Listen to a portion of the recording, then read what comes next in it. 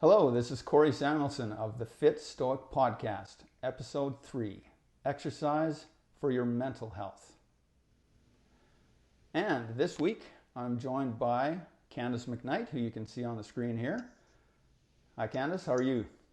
I'm good, Corey. How are you? Very good. Thanks. So this is new territory for me. This is going to be interesting, and I think it's new territory for you as well, as far as being interviewed or interviewing. So, yeah, I'm glad to have you on. This is really exciting for me.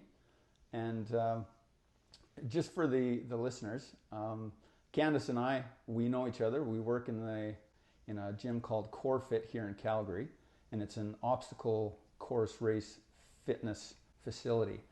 And we got to chatting as we just or between classes or just passing each other different shifts. And I started to realize that a lot of what we think about what exercise can do for a person has a lot of overlap. And I went and I looked at her website, which is mindfulfitness.me. I'll have that in the show notes for you to check out. And I realized, wow, there is even more overlap than I thought. So, yeah. So I'm really happy to have you here, and this is going to be a really interesting chat we're going to have. Thanks, Corey. I'm excited to talk with you. We always have some good banter back and forth at the gym. So it'll be, I think, with our different backgrounds coming and having very similar overlap, like you had said. It's definitely interesting. Yeah, cool. So just to start things off, just tell us a little bit about what you think is relevant right now. Give us a little bit of your background. So my background comes from more of a mental health aspect, hence my business or my coaching company is Mindful Fitness, and it's more about moving your body and incorporating exercise for your mental health, and then having the physical health just being a kind of side effect. The reason for this is because I have a long history with anxiety and depression, and when I was first diagnosed, I was lucky enough to have a doctor who would only refill my prescriptions not only, but a condition was that I had to have a gym membership. I had to be exercising and seeing a psychologist or therapist of some kind. So it wasn't just medication based for my treatment with my doctor. Right.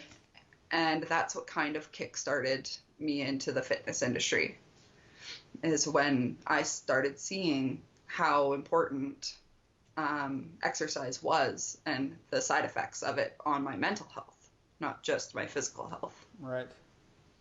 Okay. So if you were to go all the way back to when you started to get into the exercise to help deal with the issues that you were facing and that you were challenged by mentally, how did you start to realize exercise is going to be a part of this journey for sure? I actually would say that didn't happen until more recently. So I've had anxiety since I was 17. Well, I've probably had it my whole life, but I was first diagnosed and started treatment plans when I was 17. Mm-hmm. And that's when I started exercising. And I just did it because I was in college and it was convenient, and my doctor told me I had to do it, but I don't think that I really enjoyed it and really was feeling the extra benefits until like 5 or 6 years in. And then that's when I got a personal trainer. And that was kind of my first personal trainer, is the one that sort of showed me the consistency, right? Because we were picking a goal and building towards that goal physically. And then I started to realize, oh, wait a minute, my panic attacks are less and less.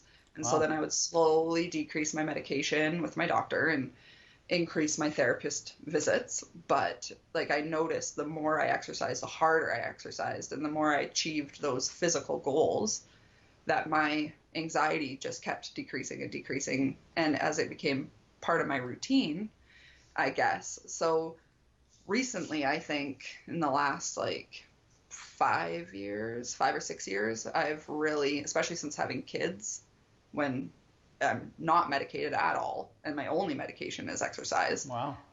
Yeah, it's kind of like when I wanted to have kids, I cut out all medication and just went straight with, okay, my exercise is my medication, so I have to make that a habit, and I have to really make a conscious effort of connecting those dots versus before I just did it because my doctor told me to. Right. If that, I don't know if that answered your question. Oh, for sure. Okay. And something that interested me was you said that the harder you exercised, the more benefit you were seeing. Expand on that a little bit.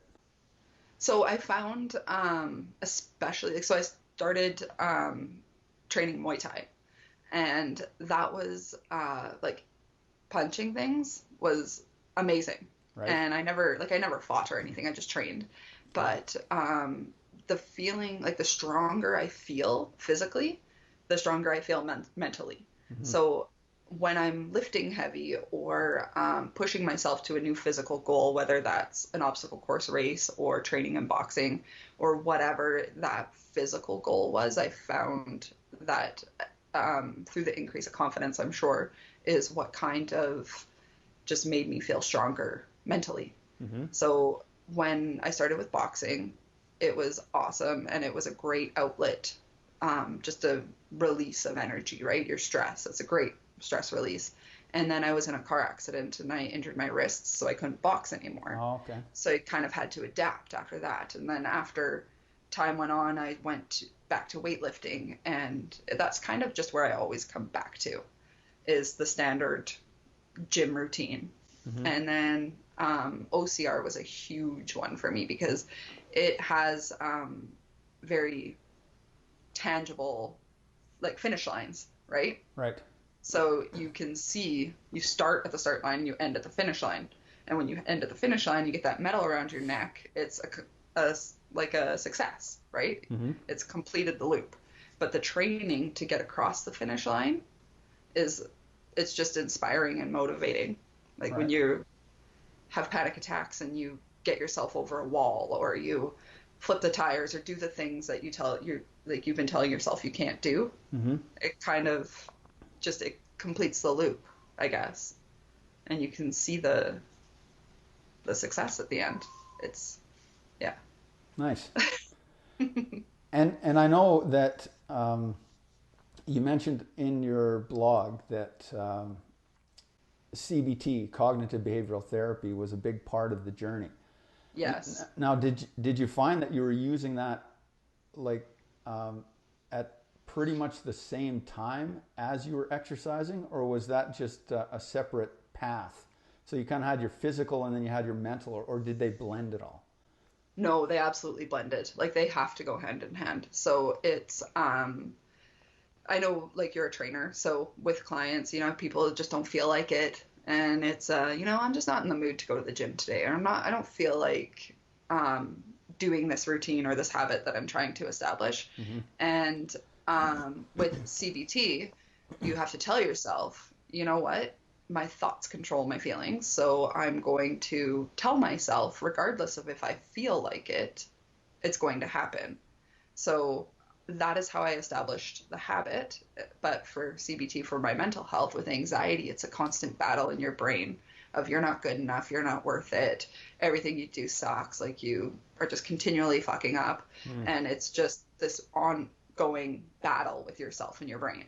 So then with the CBT from the mental perspective, I guess, is where you have to say, you know what, like, that's bullshit, you know better, you're awesome, and you have to pump yourself up. Right. But that is exhausting. It's so exhausting. And so for the physical side, you do it because you're telling yourself, yes, you can, keep going, you know this is good for you. Mm-hmm. From the mental side, it's just countering those negative thoughts continually. Right. And I think a lot of people struggle with that because it's exhausting. Mm-hmm. Like, you're constantly battling yourself, and you have to make the choice to do it. Like, no one can tell you how to think or force you to think a certain way. You have to do it yourself. So you've been on this journey for quite a number of years at this point. How do you help people who are in your position like that you were in the past, and you tell them you can actually choose to feel better. Do you get a kickback from that and a little bit of, I don't really believe you? Oh, absolutely. Absolutely, right? It's the same with, you know, with a client, you're trying to train them into believing that they can build up the habit of going to the gym or whatever, any kind of routine you're trying to establish.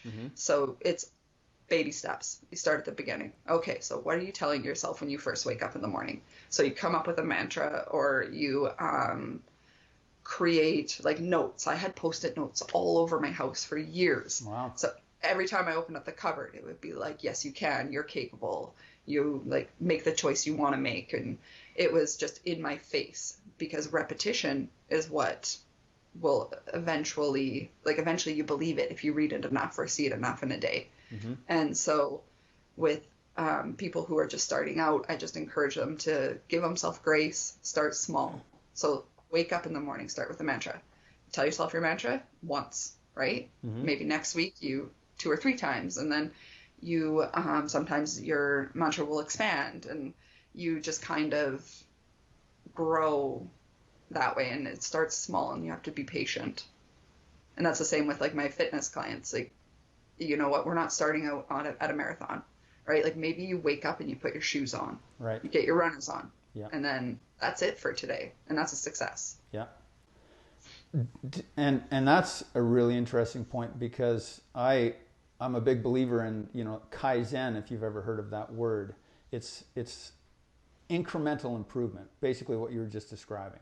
Okay. And I find that the mentality of a lot of, I would say most everybody is, well, if it's such a tiny step, what's the point? Like just putting my shoes on, that's not going to help. I need to be jogging for at least 20 minutes or else it's completely pointless. So what do you say to people who kind of react with that? Well, in like the mental health world, so primarily I deal with anxiety and depression because that's my background, that's what I'm familiar with, and I'm looking to expand, but continually you run up against the all or nothing attitude, right? So if you have the perspective that it's all or nothing, then it's going to be nothing, because you can only be all in for a certain amount of time. Right. And then it doesn't work anymore. So I'm a firm believer in progress over perfection. And if right now you're doing nothing and tomorrow you put your shoes on, like that's progress, right? You can track that, you can see it. And then the next day, maybe you put your shoes on and you take a couple steps. And for like some of the people who are just like severely terrified of failing or trying new things, right? So you just tell them, go outside, five deep breaths outside, and then you come back in, and that's it. Like those are your goals for this day. And maybe a year, 2 years, 5 years, 10 years down the road, you will be running for 20 minutes. But I'm a firm believer in progress over perfection. That makes tons of sense to me. I mean, you're talking to somebody who has the same mentality. It's you know, 2 steps forward, maybe a half step back, which brings me to my next question. So how do you personally, and how do you help people deal with that regression, where all of a sudden, okay, now even putting on my shoes isn't working, and I've actually slipped back a little bit? Because learning to fail, I think, is, you have to learn how to fail, otherwise there's no way you're going to succeed. So how do you deal with when you slip up, or when your clients are like, I can't do this, I need less? How does that get handled? Well, it comes back to your thoughts, right? So you're going to believe whatever you tell yourself. So if you tell yourself I can't, then you can't. Right. And there is no success without failure, just to go to your comment. So you have to fail. And if failed didn't have, like, if that word didn't have such a negative emotion attached to it, people wouldn't see it as such a bad thing, obviously, right? So I try to change people's perspective on that word, for starters. And there's going to, for me, in what I tell people is, you have to build the habit. So once you build your baseline, your foundation of strong habits, when you fall off, when you have a bad time, when you go through like an episode or a lapse or whatever you want to call it, you will always come back to your baseline. But building that baseline takes discipline, not motivation, not like a cute poster. They'll help, but you need to make the choice, and you need to set the discipline within yourself to build that foundation of habit. And so when people do regress, I just coach them through, right? Like, this is okay. What can we do? Right. To, like, let's start back. And then maybe the first time it took them a week to get out the door with their sneakers on. But this time it might take 2 days or 3 days, or, you know, because they've already built that foundation. They've made the first hard steps. They're just redoing it. Right. And how do you celebrate or reinforce that step forward? So when somebody puts their shoes on, how do you get them to actually feel good about it? I think that's a great question. Just encouragement. I like acknowledge it, and then when you come back to the relapse or to the step back, you kind of remind them, hey, you did this. Like, look at this. Look at what you've accomplished. Look where you were 2 weeks ago. Look where you are now. Like, how do you feel? I focus so much on energy versus the scale or how your clothes are fitting, or like, it's just, how are you feeling? Like, do you have more energy? Like, you're smiling more, right? Or you're using more positive words when you speak. Like, I kind of point out these things that people generally don't see within themselves. And we talk a lot about goals. So, like, what are we working toward? So if you have your big goal, right, you break it down and you start it backwards. Right. So we kind of, if today your goal was to get your shoes on and you did it, like, that's amazing. And I guess it's just through lots of encouragement, right, and reminders, because generally people with mental health illness or mental illnesses, they're just their worst critic. Most people, everybody's their own worst critic, but when you already are programmed or wired that way, it's a little bit more of a struggle to remind yourself. Right. Yeah. Yeah. And for yourself, what's been one of the more surprising lessons that you've learned along the way that kind of stuck with you, and you kind of look back on it and think, wow, I didn't expect that from all of the things that I've been through? Oh man, that's a good question, Korey. Dumping me here. You may not have an answer, but I thought I'd throw that out there. I don't know. Like, I've learned so much, like, from personal, and it's basically the hardest thing is to give myself grace, because I can sit here and preach it, right, and tell people, you know what, you're capable of doing this, but actually practicing it and being okay with it not being perfect. Like, I strive for certain habits and routines, and I strive to do things the way that I talk about. Yeah. But I'm not perfect. And I think that it's important for everybody to know that your trainers aren't perfect either. And I don't want to be. Yeah. I want to be balanced, and I want a glass of wine, and I want to have a cookie, and I want it to be okay. So actually believing that it's okay to not be perfect in whatever definition of perfect I've created, and believing that it's okay, I guess, is kind of probably my greatest hurdle. Nice. To be there is liberating. I'm glad you brought that up, because I think we talked about this before, and I actually forgot that we wanted to definitely have this as a talking point. That people think that, trainers are perfect, that they don't eat chocolate bars, that they don't sleep in, that they don't sometimes not work out because they feel too lazy. Like, these are important lessons to learn, because, you know, the facade of perfection is its own barrier in a way, because then you get back to that point where the client or the person you're trying to help thinks, well, I can't be perfect, so I'm not going to do anything at all. Right. Yeah, exactly. And it's, I think it comes back to that image-based goals, right? So if my personal goal is to go to the doctor and get a clean bill of health, right? Like I want to be strong. I want to show up for my kids every day. And that for me, like that might not come with a six pack, right? Right. And that's okay. I think that if people were to focus more on health-based goals, people would be significantly happier. And it's different for everyone, right? Like athletes have different goals. Like if you want to meet certain times in a race or whatever, like you might need to practice things differently and live a different lifestyle, but that doesn't mean you have to look a certain way. Right. So I think that comes back to the image-based goals, which I would love to absolve in the fitness industry. Yeah, I'm getting more into thinking about exercise as keeping the brain healthy as opposed to keeping the body healthy. Because one thing is society is getting older. We've got a huge retirement population, and I'm getting older myself. I'm 51 now, and brain health is very, very important, because if you have a healthy body and your brain is deteriorating, dementia, Alzheimer's, whatever it happens to be, memory loss, just these little things that start occurring as we age, your quality of life, it doesn't matter that you're super healthy at that point, because you might not even be aware that you are, and your experience is not going to be there of health.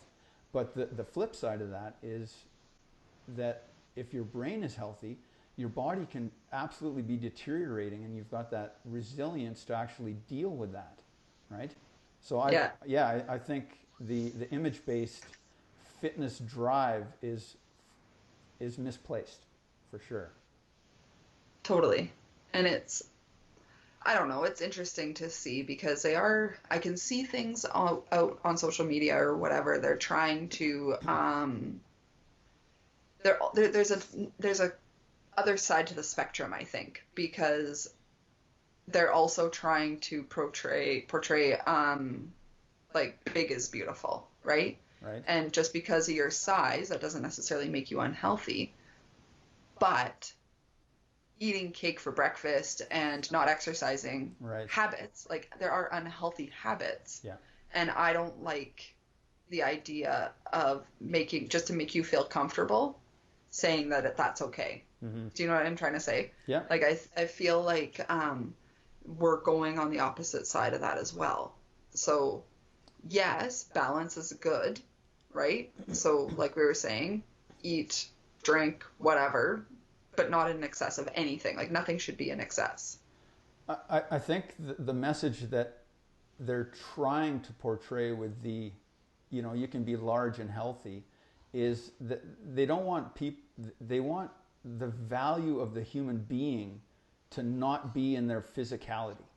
Right. It's in their habits, it's in their character. It's not necessarily, okay, so you're 350 pounds. That doesn't make you less valuable as a human being.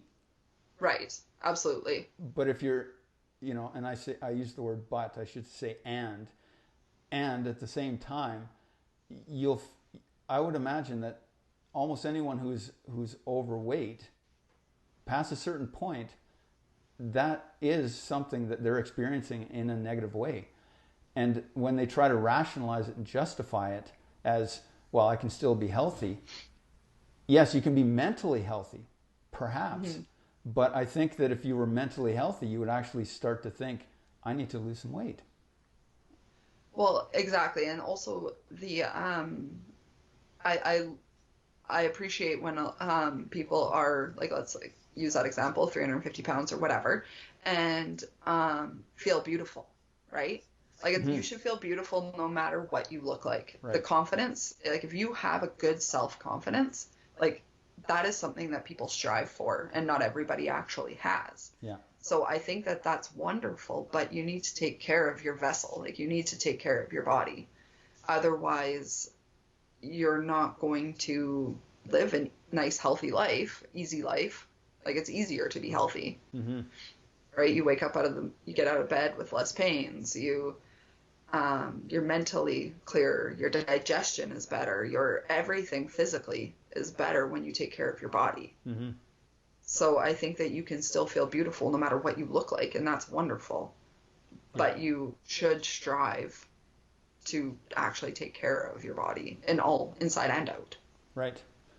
And then I want to add as well that society gives people who have, aesthetically pleasing looks, whether it's just natural, they're just born and they look beautiful, or they've worked at it. So you've got these people, young men and women, older as well, but mostly the young, who have physiques that they have trained to be there. So they look good. They're very ripped. They're very muscular. And they, again, seem to have a little bit higher value. And it's not because of who they are. It's because of what they look like, which, again, is a mistake. So you've got some people that are being held on the negative side of the scale, and then some that are being held more on the positive side. But it all has to do with their physicality, as opposed to who are these people as human beings, right? Yeah, and arguably, neither of them are balanced or probably internally healthy, right? Like what goes into being a fitness model, or like that's a crazy amount of discipline. Mm-hmm.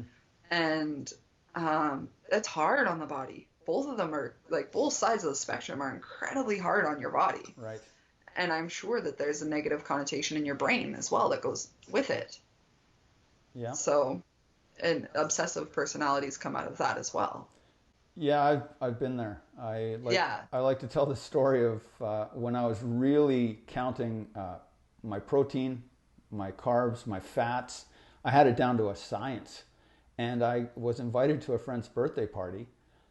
And it was during the week, so it wasn't a free day. So I had to think to myself, okay, am I going to go to this party? And I thought, okay, yeah, I'll go to the party. But I said, do you mind if I bring ingredients for my own protein shake and I just use your blender?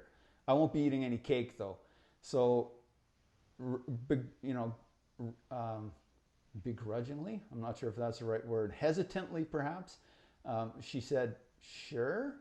And then I showed up, did exactly what I said I was going to do. I had my protein shake. Everyone else was having cake and, milk and pop and chips. And I was super disciplined. But she told me later, I seriously thought about not inviting you to anything ever again. and I would also not go to movies with friends because I had a scheduled meal. Like, it was just ridiculous. And I ended up with heartburn and, from eating too much on schedule. And yeah, I went on that side of the scale for sure. I've never gone to the overweight side, but I've definitely gone to the so ripped that I don't have a life side. And it wasn't good. See, I've definitely been on the overweight side, and it's a struggle, because what happens with like anxiety anyways is you just, like, your mental health has such a impact on your body, right? So your digestion, the way you feel physically, your mental health can completely dictate that. Your thoughts control it. And so when you feel like garbage all the time, you just eat like garbage, because you may as well, right? You already feel like shit, so you may as well just keep feeling that way. And then that's kind of the spiral to, for me anyways, is what led to, like, a massive amount of weight gain. Like, I was just around 200 pounds, and, like, I sit comfortably, like, my body is healthy and best between, like, 140 and 155. So that is a huge gap for me. Like, I should not be there. And it took a comment from a colleague, actually, because it was right after I got married, and he's like, just because you're married doesn't mean you have to let yourself go. And I'm like, screw you, asshole. But it was an eye-opener, because it was a huge amount of stress in that time for me. Like, I lost my dad at that time. I got married. I moved in with my husband. Like, it was a ton of stuff that was happening. Right. And I was just not focusing on my mental health. Like, I just didn't consider it at all. And so in that time I gained a ton of weight, but then that's when I got the personal trainer. And I found that once I found a new routine and I built toward improving my body mentally and physically in a healthy way, Yeah. it just made such a huge difference.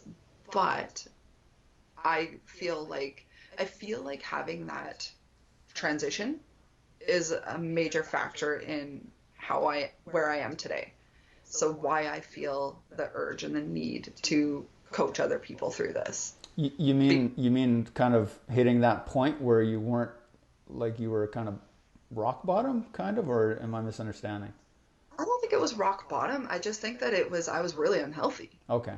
And so then having experienced that transition and going from not being able to get my shoes on, not being able to get out the door. Like, the only thing that got me out the door was the fact I had bills to pay. So I knew that I had to go to my job. Like, that was it. I had to go to work, get my money so that I could have my bills paid. And then I would come home and I would eat pizza and I would drink beer, and it was like this disgusting spiral. Wow. So I feel like when you kind of go to either extreme, you're not living a balanced, healthy life. Right. You're just living that routine over and over and over. For sure. And until you break that down and figure out, like, and a lot of people have like an eye-opening experience. Like, what got you why did you switch from that lifestyle?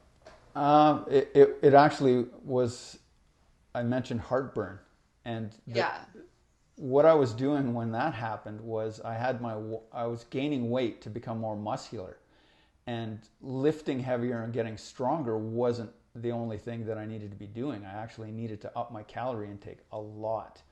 But I was trying to do it as healthfully as possible, so I wasn't willing to gain body fat to do it. So what I tried to do was just eat more healthy food.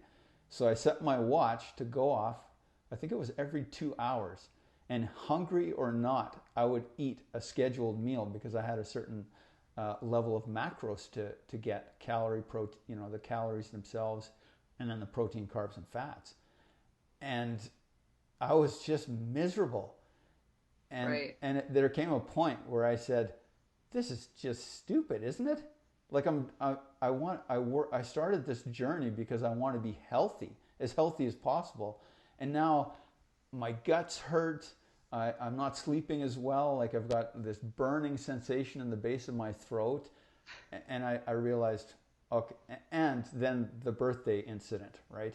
Where, again, it was a friend who said, yeah, I seriously have been thought about not inviting you anymore. And I thought, okay, this has probably gone too far now. And it's not like I was a professional athlete. I wasn't getting paid or sponsored or even competing. I thought, what could I do with my body? Like, let's find out. And in the end, and like yourself, I got to a point where I was like over 200, like I was about 203. I wasn't super ripped, but I was really like muscular. And right now I'm carrying 165 to 167 pounds. That's kind of I don't fluctuate from that anymore. It's just kind of, that's the way I go through life now. I just kind of weigh that, and it's very natural. That's your maintenance. Yeah. So that's a difference of like 35, 36 pounds. That's a lot. And obviously I'm older and I'm not the same routine, but yeah, long story. But how do you feel? Like, do you feel better energy and like your life is more fulfilled by living this way versus that way? Oh, for sure. Or yeah. Now I have my little things that I still try to be disciplined with. However, I'm not as, oh no, it's not a free day and somebody offers me a half of a piece of cake or a birthday. I'll go and I'll eat just like everybody else. I don't worry about it. And I think that is actually a healthier way to live. Totally. And I don't see, like, personally in your story, I don't see refusing cake as a bad thing, right? Like, for some people, cake just isn't worth it. Right. If you are watching what you eat and maintaining like low sugar or whatever, right? If you don't enjoy it and you're just eating it because you're the circumstance, I don't agree with that either, because I know, especially with like Canadians, it's polite to take what's offered. Right. And where I'm working right now, there's office treats constantly, and they're home baked, and I know people are putting effort into these things. Yeah. And they're all the time. And I started gaining weight when I started working in this office. And now I've realized, like, I can politely decline them. I don't have to eat it. Mm-hmm. And if people, like, if they're offended by that, that's on them. Right. I think. And I For think sure. a lot of people struggle with that too. Yeah. So, but I mean, I see that you were just like so far, like it wasn't because you didn't eat the cake, I'm sure. I think it was because you were at this obsessive point, right? Do you, like, it wasn't with your friend, it wasn't just that you didn't eat the cake. Well, like I said, I also didn't go to movies with Right. friends because, oh no, sorry, my watch is going to go off during the movie, so I need to eat. They won't let me bring my chicken breast in the theater. Yeah, exactly. Yeah. And luckily, I was actually at a job. I worked in a warehouse at the time where I could eat while I was working. They didn't mind that because I was on my feet anyway. I had this rolling desk that I would, move around the warehouse with and check off stock and lift boxes. So it was the perfect scenario for me to really go down into that rabbit hole of total obsession with my physique. And I was starting to get a lot of compliments. Right. And it started to be, okay, I am my body at that point. And that was the mistake. Well, and that comes back to what you were saying before when we were talking about people who are overweight. It's being you, right? You're not what you look like. You're not your appearance. You're you. Mm-hmm. Your personality and your values and what you have to offer. Yeah. Is so much more than your appearance. Yeah. And that's the challenge on both sides of that scale. The people who are overweight, they start to identify with, okay, I'm overweight, so that's negative. And then the people on the other side, they're getting all the compliments, and they start to associate, okay, that's who I am. And if my body now deteriorates, then I'm deteriorating, basically. And I don't have any value anymore because my value is my body. And that's a scary place to be because we don't control our health. We don't control the way we look. Like, things happen, accidents, disease, illness. Like, that's a scary place. But if you're here and you're solid, then you can get sick, you can lose weight, you can gain weight, and your value is still top notch. Yeah, totally. Yeah. Have you ever had a conversation with an ex-bodybuilder? Or have you spoken to someone coming down from that lifestyle? Oh, yeah. Yeah. Like, that is a hard transition on yourself mentally, right? Like, going, like, you have to, like you're saying, identifying with this body. Yeah.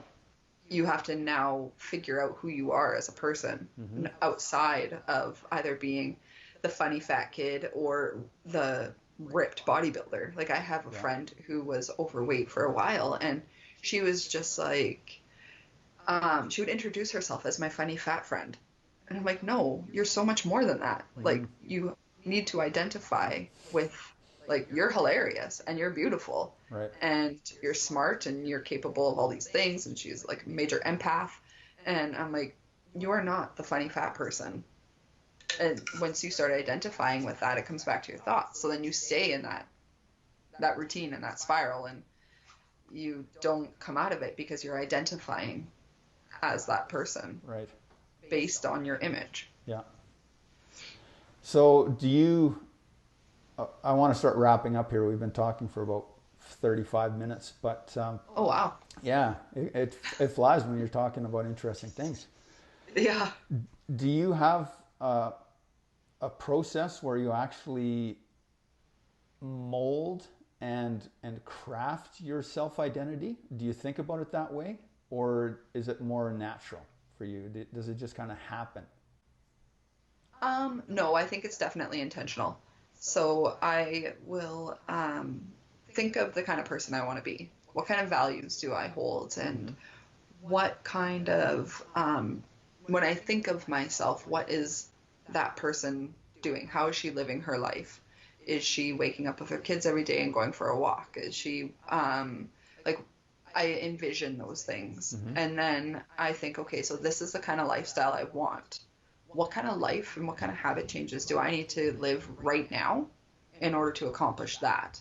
So then that's when I set up routines and habits that I can incorporate now. So like personally, I live through habits. I feel like if you want to change anything, you need to start with your routine. And there's some that we don't even think about anymore, right? Like so many times I've heard people say, oh, I got off work and I drove home and I don't even remember the drive. And it's because it's your habits and you don't have to think about it anymore. Yeah. But if you were to drive, like I remember I dropped my kids off at school every day. Last year when I was off work, I would drop my kids off at school and then I would drive to the gym. And I had an appointment one day and I couldn't go to the gym, but I ended up driving there after I dropped the kids off school. And I'm like, what am I doing here? And it's because our habits are so ingrained in us. Yeah. But anyways, yes, sorry to circle back. I'm going off on a habit tangent because I'm so passionate about it. No, it's good. But that's kind of, I feel like you start with your big vision and then break down how you need to live your life to accomplish that. And how do you organize that in your own mind? Do you write it down? Do you keep a journal? Like what's the logistics of all that? I definitely write it down. I keep a journal. Okay. And some days it's like I write down every day kind of what I want to be doing, like my dreams. And then some days, like when anxiety's bad or you're really stressed and it's just you don't feel like it, like I was saying before, I still make myself do it, but maybe that day it's like drinking my 3 liters of water or going for like a 15-minute circuit, right? It's not my hour-long workout and perfect macros or whatever, right? I give myself grace on those days, and I just I set my weeks up. I do most things weekly and just try to make sure that I'm acting in line with the values that I set for myself. So that's So do you kind of have would be an excellent level, and this is, I won't accept anything less than? Is that what you mean by grace? Basically, well, by grace I mean that it's back to the progress over perfection. So if I set, like let's say Sunday, I set out my meal plan for the week and I have my workout set out, and then I get a sick kid, or right now with COVID, I get homeschooling I have to do at night, or you know what I mean? Like there's outside factors that influence your plan. Yeah. And so it's being okay with the plan changing versus when my anxious brain kicks in, it tears myself down, right? You failed. You didn't do what you said you were going to do. All these people out here are baking their sourdough bread and getting shredded. Meanwhile, I'm like trying to work a full-time job and, we're trying to teach our kids and you know what I mean? Like it's giving yourself grace to me means that sometimes things go astray from the plan, and that's okay. Right? It's the goal doesn't change, but sometimes the path to get there does. Right. Yeah. Perfect. Okay, well this has been awesome. I want to give you one last opportunity. We're going to get your contact info at the end here, but one last question is, do you have anything that you want to leave anybody with as kind of a final statement or a final piece of advice? I think that if anyone takes anything out of this, is it's to remember that you can control everything around you by starting with your thoughts. So if you are going to tell yourself you're going to have a terrible day and it's raining and you're quarantined and you're stuck inside, then that's the kind of day you're going to have. Right? But what if you woke up in the day and you're like, you know what? I'm stuck at home and it's okay. It's okay if I don't be productive, and it's like if you train your brain how to think, like train your thoughts, then you will fulfill anything that you're after. Right. I guess is kind of what I would leave people with. Sorry, that's not really structured very nicely. But I think in the context of everything that we've been saying, I think people are going to get the idea. Like it does, yeah, it comes down to choice. Like you say, the variables, the circumstances, the situations, we have nothing to say about that. But how we respond, that determines our experience. So raining could be a miserable day. Raining could be a fantastic day. And that comes down to choice. So yeah, perfect. absolutely. Yeah, that totally aligns with what I say, and that's why I wanted to have you on the show today. So thank you very much, Candice. Where can people, if they want to get a hold of you for some training, or if they just want to get in touch and thank you for a great interview, how can they do that? I'm on Instagram at McKnight Candice, and I'm also my website, like you mentioned at the beginning, mindfulfitness.me. And I also do the 101 obstacle training at CoreFit on Saturdays when the gym opens up again. So you can find me any of those places. Perfect. All right. I think that we'll wrap this up right here. Thank you so much for your time. This was awesome. Thank you, Korey. Yeah, I had fun. Yeah, it was very interesting. I learned a lot. I think that your perspective, because you actually lived the mental health journey through exercise, that gives you so much authenticity. Like I had a little bit of obsession, perhaps, but definitely nowhere near anxiety, like social anxiety, depression. I've read about that, but when you can speak from that place of I've lived it, I think that your message has a lot more ability and a lot more power to reach the people that need to hear this kind of thing. So I really appreciate you being on the show, and that is it for this episode with Candice McKnight. Thanks for tuning in.